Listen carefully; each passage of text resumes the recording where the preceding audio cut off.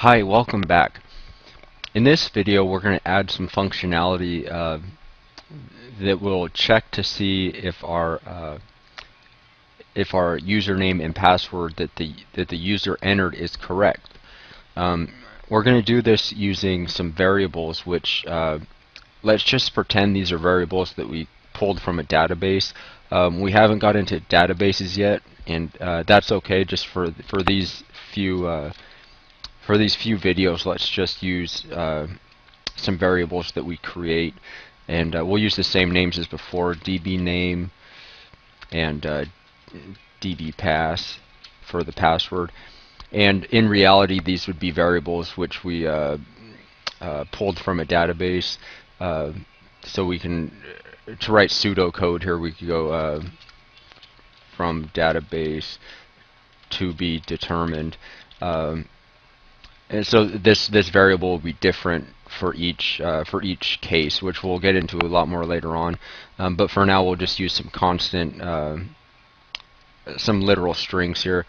Database name, let's put John Smith, and database password 12345.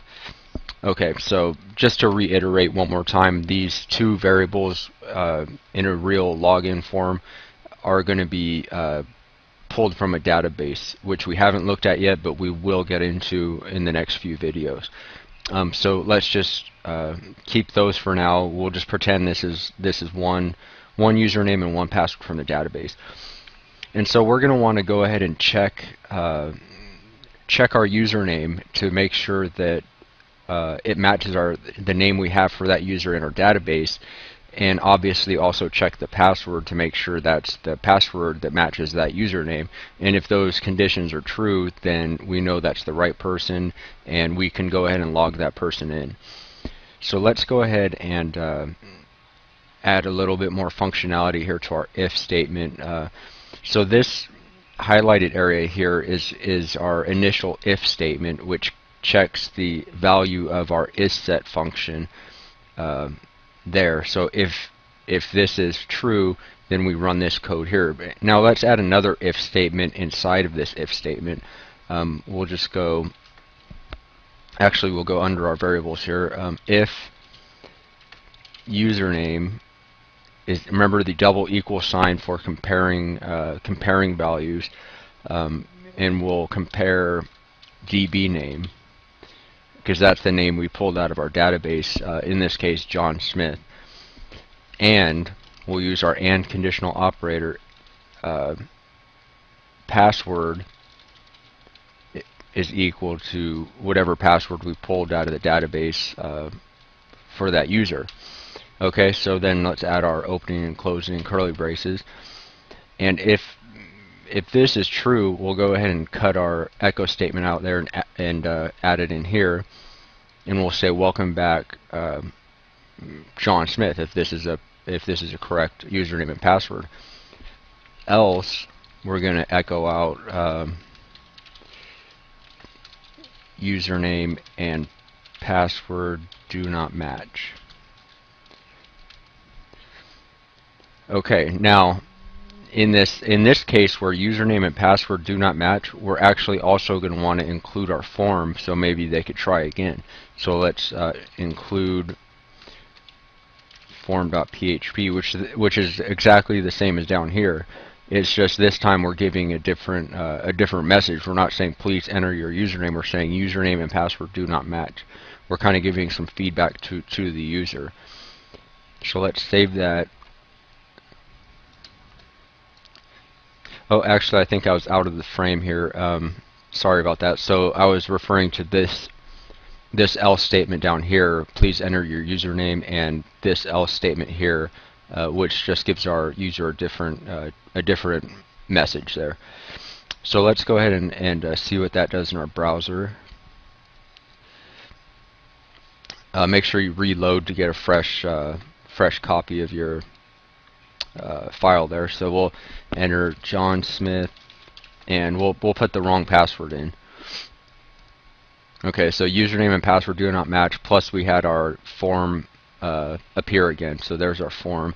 So let's go John Smith 12345, which is the correct username and password, and welcome back John Smith. And our form is gone, just like we want it to be, and we're logged in, kind of. So, so that's going to be a what's called a nested if statement. It's inside another if statement. This whole highlighted area is inside the larger if statement here, and so what we can do from here is actually even make it more,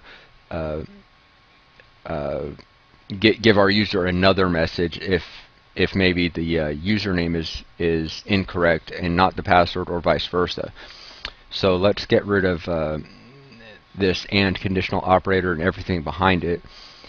We can go if username is equal to database name. We could go and make another if statement inside of that if statement. So we can go if the username matches, let's go ahead and also check if password is equal to the database password. And if that's true, then echo welcome back so and so. Otherwise, else echo wrong password, because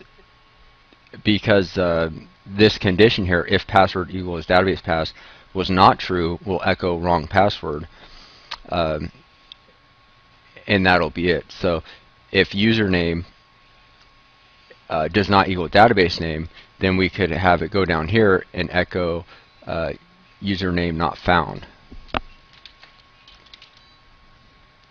Okay, so now we have two different scenarios. If they enter the wrong username, we'll say username not found. If they enter the right username, we'll go down to here. If they enter the wrong password, we'll drop down to our else wrong password. So now we're getting pretty clear with our user what we're expecting from him or her. And also, one more thing, we'll also want to include our form.php. So if it is the wrong password, they can go ahead and try again. So let's save that. We'll reload this. Actually, you may have to go up to your URL bar and actually hit enter. That'll totally refresh everything. Sometimes reload will save your reload will actually save your post variable, so you want to go up here and click enter to totally reload everything. So please enter username John Adams and the correct password. Let's see what happens. Username not found. Okay, so let's try John Smith, and then we'll put the wrong password. Wrong password. Okay, so now we're kind of in business here. John Smith 12345. Welcome back, John Smith. So so we gave our user some different messages depending on what the problem was with our nested if statements. And again, we used the tab here to kind of show we tabbed in for each nesting. So this block of code here, we can kind of clearly see that this if statement is tabbed in, so that's inside of the parent if statement there. So this would be the child if statement of this larger parent if statement there. Okay, thanks for watching. See you next time.